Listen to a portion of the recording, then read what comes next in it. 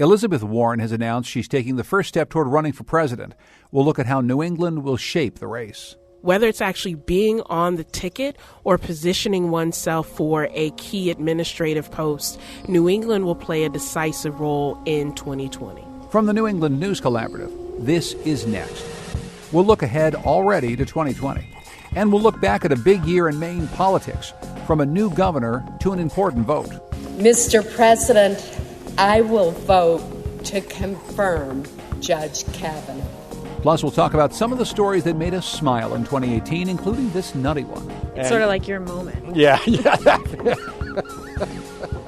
Yeah, I'm the squirrel philosopher. And the secret of living to be 106. But not passing away at 105. It's next. Next is powered by the New England News Collaborative. 8 public media companies coming together to tell the story of a changing region, with support from the Corporation for Public Broadcasting. I'm John Dankosky. Thanks for joining us, and happy 2019. On the last day of 2018, Massachusetts Senator Elizabeth Warren made an announcement that wasn't a big surprise to those who saw her as a possible challenger to Donald Trump in 2020. And that's why today I'm launching an exploratory committee for president. Meanwhile, another high-profile progressive from New England, Vermont Senator Bernie Sanders, is facing complaints surrounding his 2016 campaign from women who allege the candidate mishandled staff complaints about sexual harassment and pay disparity. So I certainly apologize to any woman who felt that she was not treated appropriately. And of course, if I run, we will do better next time. He said he's considering running in 2020. Kalila Brown-Dean is an associate professor of political science at Quinnipiac University. She's been closely following our region's role in this race that is already underway. Kalila, welcome back to Next. Thanks for joining us. Great to be back. First of all, what do you make of Elizabeth Warren's announcement, especially so very early on? It's been amazing to hear the response to the announcement, with some people being very excited that she's thrown her name into the ring so early, and people already saying, no, she's not the candidate that we want. But what I think is most important is that there's a difference between forming an exploratory committee and fully committing to running. If Democrats want to win, the best thing that they can do is know early on who the real contenders are so that they can focus their outreach efforts. She has progressive credentials, and she's been already talking about them. Here's a little bit from the video announcement she released on New Year's Eve. Today, corruption is poisoning our democracy.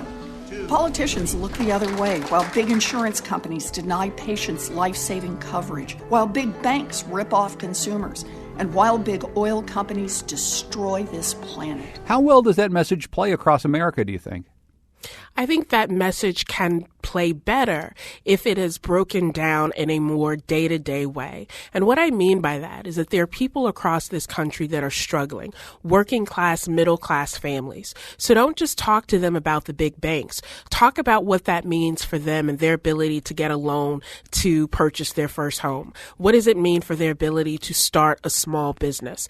This can't be an election that's, just popular to policy wonks. It has to be, how do we reach the everyday people and really redefine what it means to be progressive? The term progressive means so many things to different people. Warren and other contenders have to be very clear about their message. You also mentioned some of her stumbles along the way.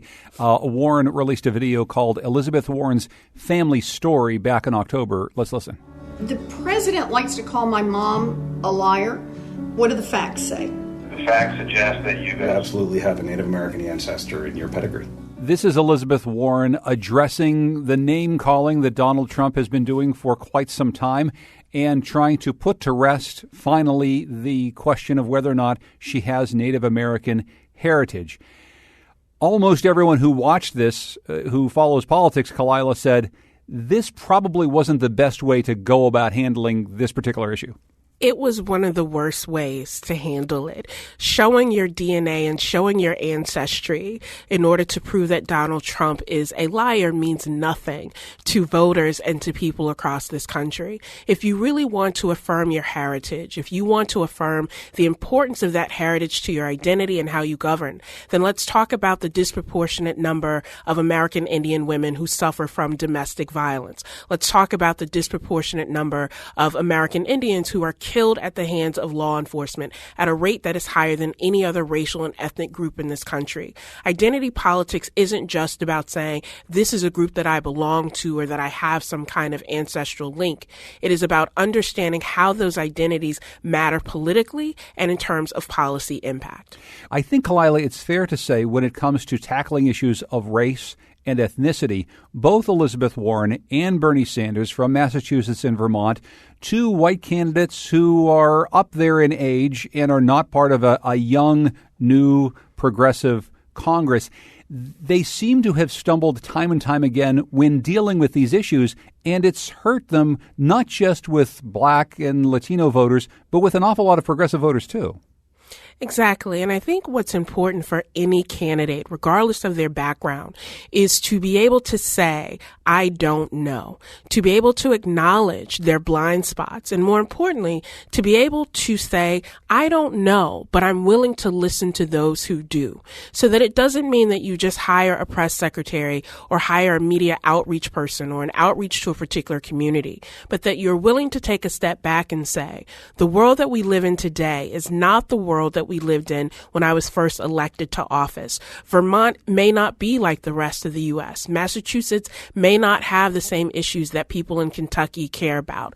But as a politician, I am willing to incorporate those voices and be able to move forward. Instead of getting defensive, let's be inclusive. Now, Bernie Sanders has not said yet whether or not he will run in 2020. Here he was speaking with Reverend Al Sharpton on MSNBC in November, saying he's looking at running in 2020. And I want to make sure that when I make that decision, if I decide to run, that I have concluded, in fact, that I am the strongest candidate who can defeat Donald Trump. We got some great people out there who are thinking of running. They are my friends. And I've got to make that decision that based on my background, based on my past, based on my ideas, that in fact I am the candidate that can defeat Trump. What do you make, Kalila Brown-Dean, of Bernie Sanders thinking about getting back into a race that's going to include not just Elizabeth Warren now, but an awful lot of very different types of Democrats coming from different parts of the political spectrum? It takes a great deal of humility as a politician to be able to say, my goal is not just for me to win, but for the ideals and the communities that I believe in to win. And whoever can be the best candidate to make that happen should be the person to emerge. So personally, I don't think Bernie Sanders should run because of some of the things that we've talked about the electorate, the diversity of that electorate, and needing to have a very strong ticket that can not just put forth the best people, but really have the best shot at changing things in our country. When we wanted to talk to you about this early race for president, we were thinking that another potential candidate might be in the race, Deval Patrick, the former governor of Massachusetts. He then decided in early December he wasn't going to be part of this race. Here he was talking to WBUR's Morning Edition. It's one thing to realize that you can't necessarily shield your family and loved ones from those cruelties. It's a whole other thing to realize that in a demanding campaign, you can't even comfort them. Deval Patrick, a very popular former governor of Massachusetts, an African-American governor of Massachusetts, and he's someone who many people thought might get into this race early on. Are you surprised that he's not? I'm not. I think that for many people, our country today feels colder. It feels more hostile. And whether that hostility manifests at a synagogue in Pittsburgh or manifests in a state legislature in Vermont, people understand that often their very existence is viewed as a threat and a challenge to others. And to realize that, Patrick's first calling is to his family and to invest in them. That says something about the climate that we're in. Understanding what it's going to take to win in 2020 and also what it will bring out and mobilize in terms of opposition is something that every candidate who is serious about running for president should consider. Is there a chance any other New England politicians will get into this race in 2020? I think that we should understand the importance of New England in this race, whether it's actually being on the ticket or positioning oneself for a key administrative post. New England will play a decisive role in 2020.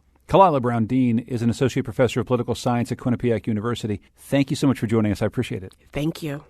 2018 was a big year for politics, both nationally and in each of the New England states. But when looking back at the big stories of 2018, well, we just kept coming back to one state, Maine. From ranked choice voting to Susan Collins' vote in support of the nomination of Brett Kavanaugh to the Supreme Court, there were some really big stories from the state. Steve Missler's here to review the year in Maine politics with us. He's chief political correspondent and State House bureau chief for Maine Public Radio. Steve, welcome back to Next. Hey, thanks for having me. Let's start with the outgoing governor, Paul LePage, leaving office after 2 terms. Can you characterize exactly what Paul LePage meant to Maine politics and how he shaped the state? Well, I would describe him as consequential and hugely so. You know, he came into Maine in 2010 as sort of this unknown figure. He was a mayor of a small town where he'd sort of made his mark there and rose in a really crowded Republican primary field out of nowhere. He spent almost no money and seemed to ride what at the time was this sort of Tea Party wave that swept him into the governor's mansion. After a very, very close race, he won with a very narrow plurality, which would one day become the impetus for the ranked choice voting law, which I'm assuming we'll talk about a little bit later. Once he got there, he ruled not as if he had won by a narrow margin, but as if he had had a statewide mandate to push conservative policies. When he did that, he benefited in one way in the sense that he had Republican-controlled legislature. But he actually made a lot of Republicans really nervous because they were trying to hold those majorities. And him pushing very conservative and polarizing policies alienated him from some members of his own party. And that tension between him and his own party would continue to this day. And it really created a lot of some of the big news stories that we encountered over the last 8 years, which were paralysis in the state legislature and the first government shutdown in almost 30 years. I mean, these were all a result of the fact that he never was able to sort of unite his entire party. He commanded loyalty from some members, and he also was a very pugnacious political combatant, unafraid to say what he wanted without repercussion in most cases. And that was very different for Maine politics, where it's usually we had a sort of a reputation as sort of collaborative and people were polite to one another. Paul LePage was not that. He went right after his enemies and right for the jugular. So we've talked about Paul LePage, who, as you say, was a very different type of politician for Maine. The type of politician that we normally associate with Maine is the other big national figure who had a big year in 2018, Maine's Senator Susan Collins. She's seen as part of a centrist movement for the last several years. She's someone who is able to work on both sides of the aisle, and she's someone who invariably, when there was a tight vote in the Senate, people would look to her because she would often be a tie-breaking vote. Something seemingly changed with Susan Collins this past year, Steve, and I'm wondering if you can describe exactly what did change with her and her relationship with the Republican Party and the president over 2018. She's been known as a centrist Republican, willing to work on both sides of the aisle. But in this time, especially with the election of Donald Trump, what we are seeing is that people who operate in that center have less real estate to do so. And I think that that's become a real problem for her. I mean, on the right, she faces constant pressure to basically do what President Trump wants her to do. And these votes are very unpopular with the left. And so I just think that she is under enormous pressure to do from both sides. The left is increasingly mobilized to oppose Donald Trump, and so any sort of vote in his favor is considered almost treasonous from their perspective. And on the right, it's the same. And so that really shrinks that middle ground that she's so accustomed to occupying. We have already seen here that there are Democrats waiting in the wings potentially to challenge her. And that is very different from before, where it was actually hard to field Democratic candidates to take her on because they knew they would lose. And now they don't see that. They sense there's blood in the water with Susan Collins, And there will be candidates lining up to take her on, especially if there's an erosion in her favorability, which we've seen already, at least since her vote for Brett Kavanaugh. Mr. President, I will vote to confirm Judge Kavanaugh. Steve, is this one of the things that long-term Susan Collins will be remembered for?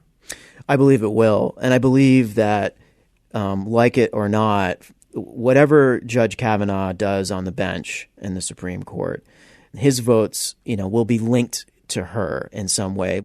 So I do believe that this was a watershed moment for her. We'll see how it pans out in terms of whether or not there are any controversial decisions, before 2020 when she's up for re-election, assuming she runs.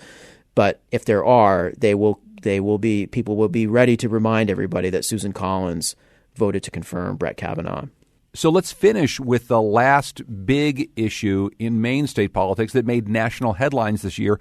Ranked choice voting came to the 2018 midterms, and it came in a very controversial race, Steve. Tell us exactly what happened in the 2nd District. Right. So the 2nd District, it was a 4-person race where Bruce Poliquin, the Republican incumbent, had a really formidable Democratic challenger in Jared Golden, and there were 2 independents in the race. And, of course, ranked choice voting, where voters can rank their candidates in order of preference, requires that the winner has a majority.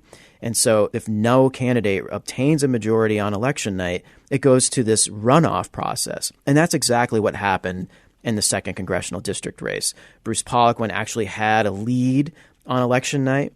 But then once we went to the ranked choice tabulation or the runoff, he lost. And so that really sharpened what had already been some very stark political divisions over ranked choice voting. This reform had been introduced and widely embraced, I would say, or at least people were curious about it across the political spectrum. But that result, which ended up benefiting Jared Golden, who's now the congressman-elect, and taking out Bruce Poliquin, has deepened these political divisions over the law. Steve Mistler is chief political correspondent and State House bureau chief for Maine Public Radio. He was here to talk about this enormous year in Maine politics. Steve, as always, thanks so much for joining us, and happy holidays. You too, my pleasure. Coming up, a look at how police policy affects undocumented immigrants in Vermont. It's next. Next is made possible in part by our founding supporters who believe in the power of collaborative news coverage, including the Common Sense Fund, supporting the New England News Collaborative in its coverage of climate change and global warming. A few weeks ago on our show, we heard about a mobile Mexican consulate in Vermont that was set up to help migrant workers who provide an awful lot of the labor for the state's agriculture industry. Despite a state policy that discourages local law enforcement from turning undocumented immigrants over to federal immigration officials, there is still a big risk for these workers. As VPR's John Dillon reports, a recent case shows that state police and migrant justice advocates interpret the fair and impartial policing policy very differently. State Olman Lopez, docket 468-11-82 ANCR. It's arraignment day in the criminal division of Addison Superior Court in Middlebury. Can I see if Mr. Lopez is in the hallway too? Okay. Is Olman Lopez in the courtroom? But one defendant, a 47-year-old farm worker named Oman Lopez, is a no-show. Mr. Lopez does not appear. There is a citation in the file. It does appear to bear the defendant's signature having been signed by him. This is DUI and leaving the scene case with state's request. Judge Allison Arms issues an arrest warrant, but Lopez is already in custody. He's in a federal detention center in New Hampshire, awaiting deportation back to his native Costa Rica. Lopez was arrested in early October for driving while drunk and for leaving the scene of an accident. The facts of his arrest are not in dispute. But after his arrest, a state police officer called Immigration and Customs Enforcement, and that night, an ICE agent picked him up at the New Haven, Vermont State Police Barracks. In this case, a Vermont State Police Barracks was turned into a holding cell for Trump's deportation agents. Will Lambeck is with Migrant Justice, a group that advocates for migrant farm workers. He says turning Lopez over to ICE runs counter to the state's model, fair, and impartial policing policy. This is precisely the type of outcome that the fair and impartial policing policy is intended to prevent. But the state police have not updated their policy as required by multiple versions of state statute. Lambeck says the reason why the Olman Lopez case is important is that undocumented people in Vermont are often reluctant to call law enforcement or even 911 for a medical emergency because they're afraid they'll get turned over to ICE. Olga is an undocumented farm worker who says she's been afraid to call an ambulance during a medical emergency. One of her children also gets asthma attacks, but Olga says she's been too scared to take her to the hospital. So she said that there were plenty of occasions she needed to call an ambulance for an emergency. She heard that even the police is turning people to immigration, and that could, if she calls for an emergency, maybe police is going to be involved. So she's been really afraid, and at her household, everybody's been afraid to reach out to an ambulance or to the hospital or the police. I think they're confusing the facts here, and they're aware of that. Lieutenant Gary Scott is the Director of Fair and Impartial Policing for the state police. He says migrant justice, not state police, is creating the atmosphere of fear. I think there's two different things going on here. If people are in violation of the law and they are arrested, there are consequences. But if you're a victim or a witness, and our policies clearly state that, we're going to help you and we're not going to ask those types of questions. And that's been in place for a significant amount of time, many, many years. Scott says Lopez was stopped for leaving the scene of an accident at a convenience store. A police report says he initially showed a blood alcohol level of about twice the legal limit. So in compliance with our policy, he was under arrest. The troopers had the discretion to make a call to federal authorities if they want to further investigate what the status of this visa was. And it was learned then that he had overstayed. So the processing was completed and Border Patrol came. The key word here is discretion.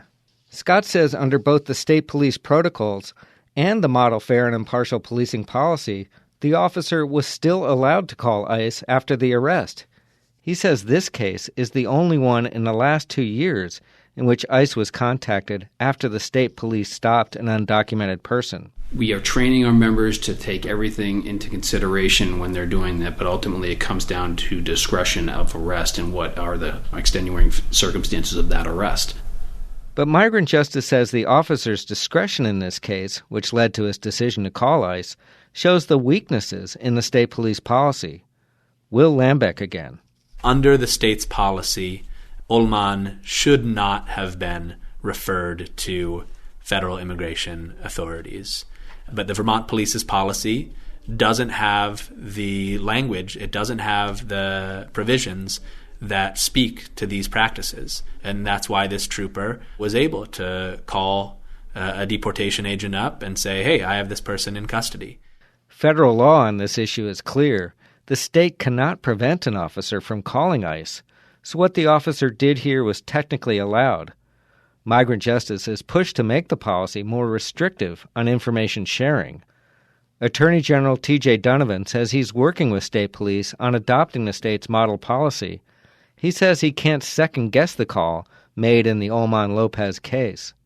And I think when you're talking about a criminal investigation, that's a little bit different than some other interactions police would have. But I think the intent behind the policy is the same. You're really encouraging folks perhaps not to call, but you can't prohibit the call. And if you make the call, to be mindful of some of the consequences. Meanwhile, Lopez is in detention, separated from his wife and 3 children, as his case works its way through the federal deportation process. For the New England News Collaborative, I'm John Dillon. Energy can be tough to understand. When we flip on a light switch, we know the lights should come on, but we might not know where the power comes from or why exactly it costs what it costs. A few weeks ago on the show, we explained how ISO New England, the region's power grid, works to keep the lights on, and also the many threats to the energy market they operate. Today, New Hampshire Public Radio's Annie Ropeek profiles another group you might not have heard of, the New England Power Pool, or NEPOOL. In New England, much of the energy costs are controlled by this select group of stakeholders. But as Annie reports, NEPOOL is now facing criticism for a lack of transparency and for decisions that could be raising the already high cost of energy in our region. To understand why NEPOOL exists and what it has to do with your electric bills, we need to go back in time to 1965. It's a cold November evening, and New York City's WABC radio is playing the hits during rush hour. The frequency starts to wobble as high demand for electricity strains the power grid, made up of separate utilities with their own systems, from Toronto to New York to New England.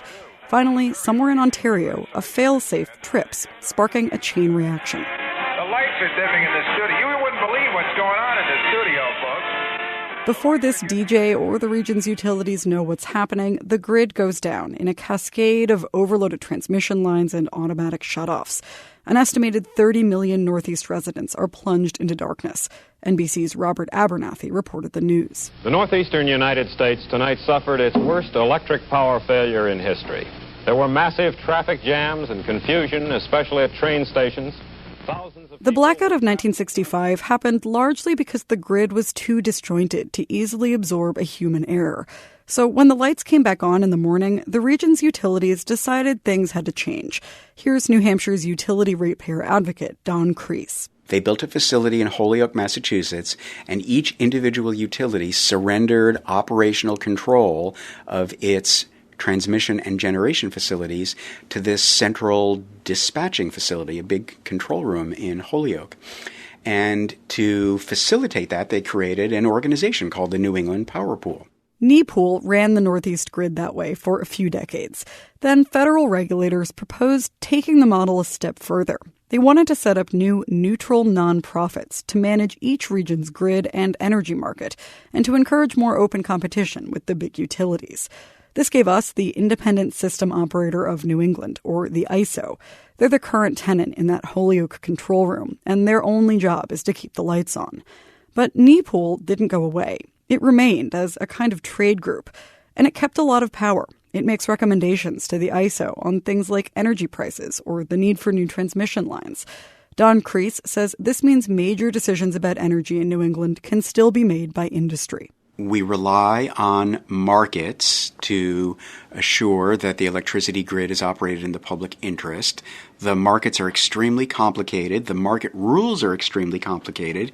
And the market rules are debated at NEPOOL. Kreese is actually a member of NEPOOL. Electricity customers and public officials do have a seat at the table, but NEPOOL's voting structure is weighted to give them less of a voice than, say, big utilities and power plant owners. Then there's what Kreese calls the jump ball provision. If NEPOOL members disagree with an ISO proposal, they can submit their own idea to the federal government, and regulators will basically pick between the two. And that makes NEPOOL more powerful than the other stakeholder advisory boards at other regional transmission organizations around the country. That is a big deal. Kreese and other critics say several times in recent years, federal regulators have favored NEPOOL proposals that wound up costing customers, helping make electric rates in New England some of the highest in the country. Kreese says a lot of these market changes could be seen as gold plating, adding endless backup measures and redundancies in the name of making the grid reliable. But members of the electric industry tend to think the structure in New England works just fine. Bill Quinlan is president of New Hampshire's biggest utility, Eversource. At a recent industry conference, he told me they're just trying to avoid a catastrophe like the blackout of 1965. We don't believe we are overly conservative in the way we approach reliability. We never want to have an instance where the grid can't deliver the energy needed to keep a resident's lights on or a business going forward. But there's one other problem that critics point to. The people that use that service aren't in the room when NEPOOL decides how much reliability is worth charging them for. Neither are news outlets. NEPOOL's meetings are closed to the public. That doesn't sit well with Tyson Slocum, a lobbyist with the group Public Citizen. Under the current NEPOOL process, it is impossible for the public or for journalists to understand who originally came up with a market reform proposal. On top of that, he says lobbyists for industry are allowed to sell the details they hear in those private meetings to outside parties. Slocum has joined media outlets and other watchdogs to put 2 complaints before federal regulators about NEPOOL's public access policies. One is about whether an energy industry journalist can join NEPOOL. The other says the closed-door policy violates federal law. NEPOOL's secretary and lawyer David Dute declined to be interviewed on tape for this story while those federal complaints are still unresolved. But he told me in writing that NEPL posts many of their records online and routinely talks to reporters about new market proposals. I asked if NEPL's public access policies and weighted voting structure could allow utilities to prioritize profits over keeping costs down for customers. Doot characterized this as a claim that NEPL members and federal regulators, quote, collectively have all been ineffective in ensuring balanced consideration of customers' interests. He continued, NEPL rejects that claim. But Tyson Slocum says NEPL's approach is unusual. Across the country, other regional grid operators and stakeholder groups let the public come to meetings and ask questions. This is a serious breach of public trust committed by NEPL here. They are tasked by federal regulators to operate the only official electricity policy forum for the entire region, and they are saying members of the general public have no entitlement to attend or understand that process. And that's just deeply upsetting to me. The Federal Energy Regulatory Commission is still considering the transparency challenges against NEPL. The cases could decide whether the organization must open its doors. And they could set a broader precedent about how much control federal regulators have over the groups they've tasked with keeping the lights on. For the New England News Collaborative, I'm Annie Ropeek. Coming up, stories that made us smile in 2018. It's next. Next is made possible in part by our founding supporters who believe in the power of collaborative news coverage, including the John Merck Fund, supporting the New England News Collaborative in its coverage of climate and clean energy. It's our first episode of 2019, and we're taking the opportunity to look back at the past year and some of the stories from around New England that made us smile in 2018. Something that stood out to us was a series that VPR's Vermont edition did about the most interesting Vermonters. The people profiled ranged from a farmer who hands out thousands of roses every year to an octogenarian who drinks maple syrup to stay energized. Rickson Gary produced the series, and he joins us to tell us more about these interesting Vermonters. Rick, welcome to Next. Thanks for joining us. Thanks for having me, John. What gave you the idea for the series? Well, I've been to all of Vermont's 251 cities and towns and met a lot of people that way. I've been at VPR for 11 years. And the one thing I keep hearing are these wonderful stories of these interesting Vermonters. And at some point, you finally say, I've got to get out there with my microphone and start recording them. Let's actually hear a little bit from one of the people you profiled. You mentioned Warren Patrick. Tell us a little bit about him and his story. Yeah, 106 years old. And when I showed up, I thought, this could be a non-starter because he had a 2-page single-spaced history that he wanted to read. He did not want to be interviewed. And so I didn't know what to do. And I thought, well, okay, we'll let him read. And here's Warren reading from his history. In the last 106 years, I have driven a horse and wagon and taken the horse to a blacksmith who would remove the worn shoes and nail on new shoes. I have ridden on trolley cars which were like huge buses. They were operated in the larger cities and ran on steel tracks. I have owned a Model T Ford, a car which my brother bought from me for $25. Now, that went on for 9.5 minutes. I mean, he is 106 years old. He has a big story to tell. That's a long story to tell. Absolutely, 106. But this was how you first encountered him. This long story. Right, and he didn't want to answer any of my questions. But after reading his history, he did open up. And I said, I just have a few more questions to ask. And then he really told his story. I asked him what the best thing is about being 106. Here's what he had to say. But not passing away at 105. The best thing is that I can recall all this and look back on it with the satisfaction that I've lived a good life. And the thing is to know what's going on in the world or in the country. That's always interesting to me. And what was really interesting was he told me that the real key to living a long, happy life is staying active. As a matter of fact, John, 2 hours after I left him, he was out building a snowman. Wow. You know, it's so interesting when you meet someone like that who has this incredible long story to tell. There's so much history, but I love the idea that you get into what keeps him energized today, what actually makes you alive and vibrant at 106, because that is something we probably all want to bottle and find out a little bit more about. No doubt. And he did invite me back when he turned 107, which he is now, so I have to go find him. The other thing that was great was by the time I left, he was telling me jokes that were making his daughter blush, but you can tell that we really had bonded and become friends. Now, another person you profiled was Henry Weinstock. Could you tell us about him? Yeah, this is a more poignant story. Henry was 6 years old, living in Belgium, Jewish, with his father, and about 2 hours after they were with cousins, the cousins were taken to Auschwitz. And Henry and his father just missed being taken off to Auschwitz, to this concentration camp. And the interesting thing, Henry, his father, the Jews who were living in Europe didn't know the real gravity of what was going on in these concentration camps. Here's Henry explaining that. We had no idea at that time that there were concentration camps, that in these concentration camps there were people being deported, children, women. Anybody who was deported usually was condemned to death. I mean, the idea that there were concentration camps where there were gas chambers, crematoriums, that to us was inconceivable that such a phenomenon existed. It's only after World War II that many of us learned about that. Henry and his father tried to flee Belgium for France. They weren't allowed in.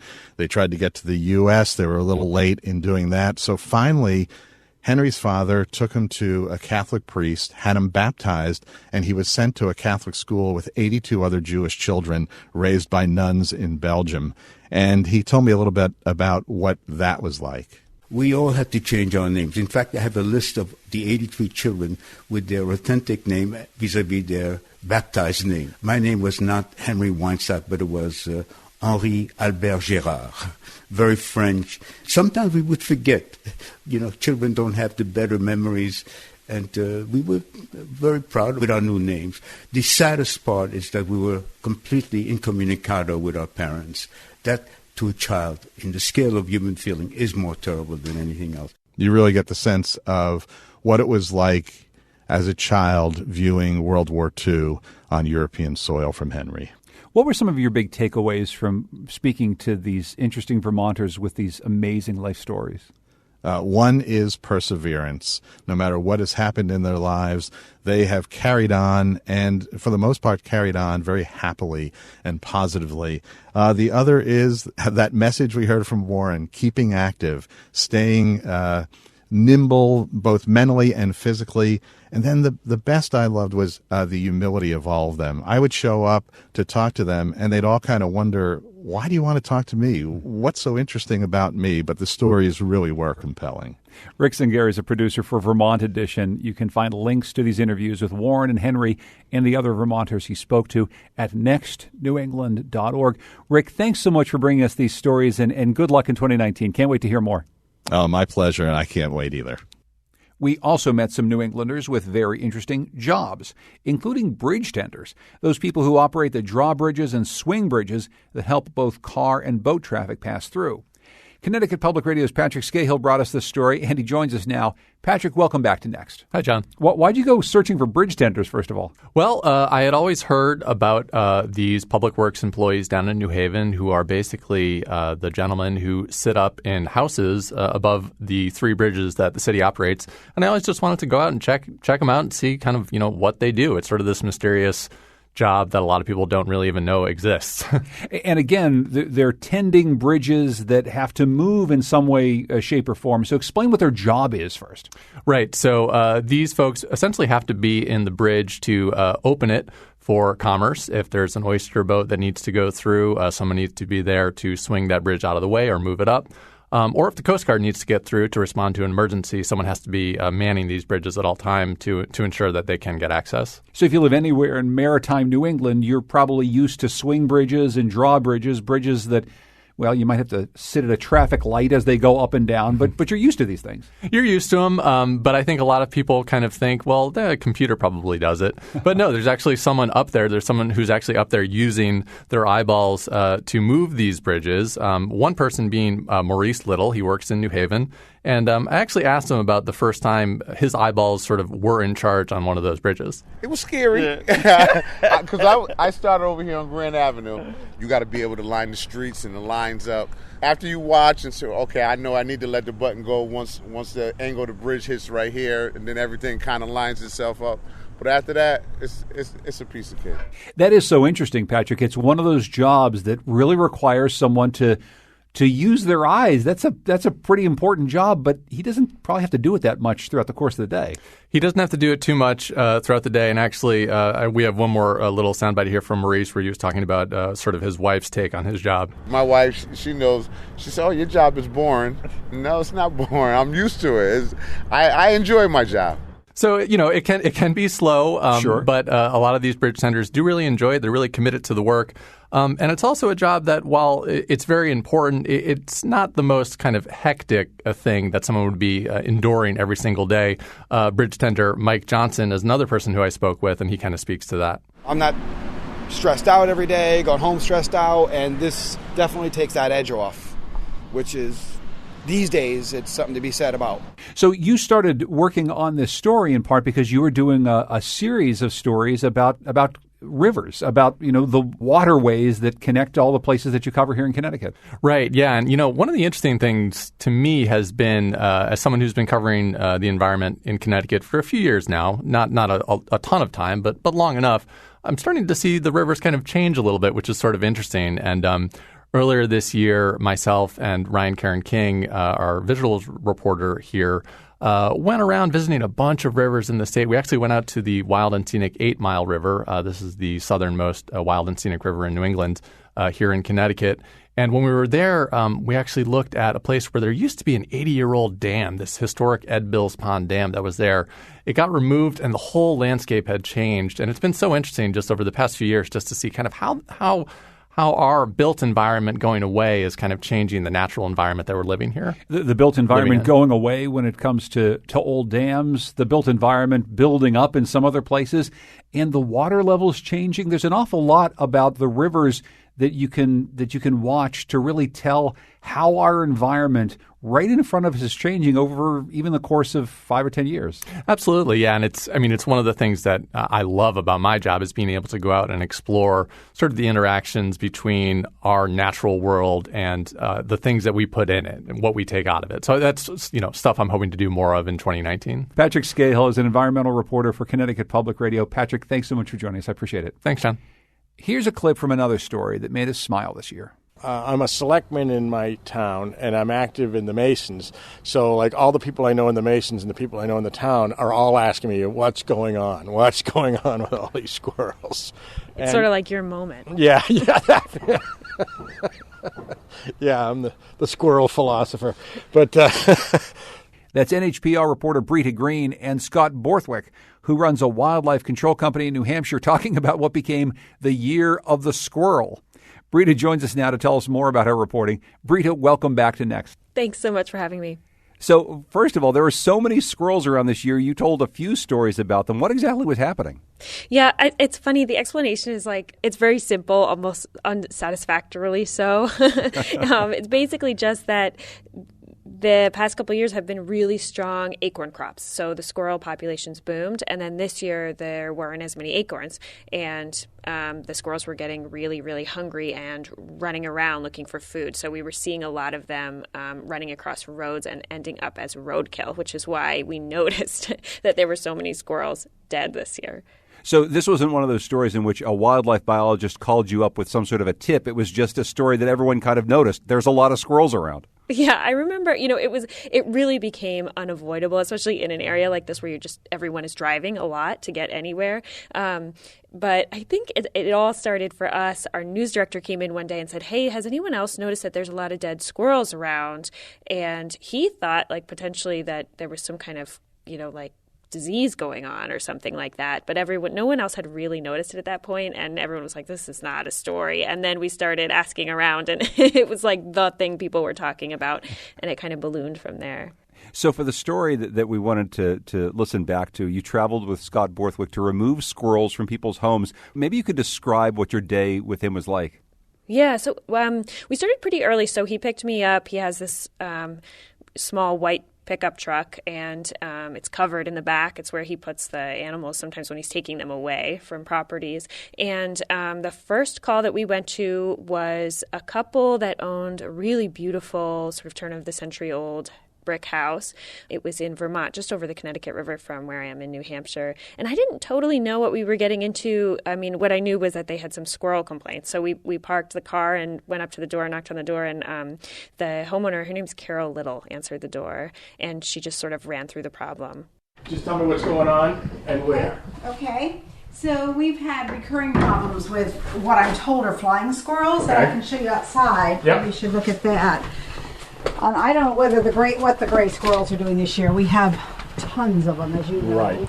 Right. So she was a little perplexed, as you can hear, and Scott had a very thorough evaluation setup going. So we walked all around the exterior of the house. He was looking for holes, sort of access points along the walls or like places under the roof where the squirrels could be getting in. And then we went inside and looked at all the fireplaces, and then up through, they had, like one of those old drop-down doors to the attic, and he climbed up on a ladder and looked around in there with a flashlight, and he could tell immediately that she had a squirrel problem, and he can tell by looking at sort of the types of remains that they're leaving in the house what types of squirrels they are. So he was able to sort of diagnose that, and then he said, I'll send you a quote, and we hit the road. He had a lot more to do that day. From there, we were driving, and we were headed to another call in Vermont, and he got an urgent message from someone who had seen a flying squirrel sort of like soar across her living room, and she thought she had trapped it in the bathroom, but she wasn't totally sure, and she had just come home from chemotherapy. She was struggling with cancer, and she was just exhausted and just wanted someone to come over and deal with the problem. So we went over there and went into her bathroom, where for a while Scott couldn't figure out where the squirrel was, so he was sort of like rustling the shower curtain and things like that and couldn't find it and thought maybe it wasn't even in there. But then he reached into this high shelf where she was storing her wigs, and he found the squirrel way back there in a wig bag, and he sort of brought it out from the bathroom. She was sitting in the living room watching TV. He was in this bag. He was in the bag? And he's in the bag right now. Oh, good. And you're going to get rid of it? I'm taking him out. So, is this bag something you need? I think it had the hairpiece in it or Yeah. something. But where are you going to put him out there? Well, I was going to maybe put him in a trap, but it's going to be hard to get him out of the bag and into a trap, so I might just let him loose, if that's okay. No. I want him. I want him across rivers, mountains, up in the sky. I don't care where he is, but you can. All right, let me see what I can do. I just love that, Brita, so much. This woman is so exasperated, and the idea that she wants the squirrel as far away from her home as possible. Yeah, it's true. I mean, actually, I think she was right, because afterward we walked around the exterior of her house, and there were plenty of holes where that squirrel could have probably gotten right back in. You developed this squirrel beat in part because there were just this was a story to tell. There were so many squirrels this year, but it was a year in which you spent a lot of time reporting on things like campus sexual violence and opioid addiction. I guess I wonder how it felt to have something that was kind of fun and outdoorsy to cover in a year when there was so much bad news to cover. Yeah, it's true. And what I loved about this story was it was such a unifier. It was like the thing people were talking about, no matter what your political leaning was, no matter what, you were into. And it was a story, like so often, you guys do a lot of environmental reporting on your show. I think that often some of these environmental stories are like hard to connect with. And this was such a clear, like immediate illustration of how things play out in the world of nature, and then we interact with them as humans in sort of interesting ways. Brita Green is a reporter for NHPR. Brita, thanks for all the great stories all this year, and thanks for joining us, too. Thanks so much. You can find our show wherever you get your podcasts. Just search Next New England. If you like what you hear, you can be sure to rate and review us on iTunes. It does help, so thank you. And if you can follow us on Facebook and Twitter at Next New England, I'd appreciate it. Next is produced by Lily Tyson. The executive producer is Katie Tolarski, and our digital producer is Carlos Mejia. We had help this week from Lori Mack. Our theme music is by composer Todd Merrill. Hear more of his music at toddmerrill.com. Thanks also to Goodnight Blue Moon for their song, New England. The New England News Collaborative is funded in part by the Corporation for Public Broadcasting, with support from Douglas Stone and Mary Schwab Stone through the Smart Family Foundation of New York and the Melville Charitable Trust. It's powered by WBUR Boston, Vermont Public Radio, New Hampshire Public Radio, Maine Public Radio, The Publics Radio, WSHU Public Radio Group, New England Public Radio, and Connecticut Public Radio.